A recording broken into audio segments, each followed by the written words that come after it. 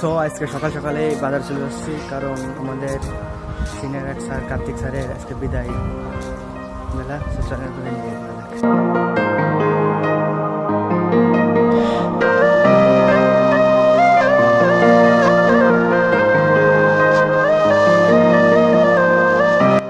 অনেকদিন পর বন্ধুর সাথে কলেজে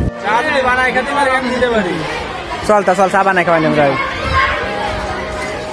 পড়ে গেছে ভোলাগি বানাচ্ছে।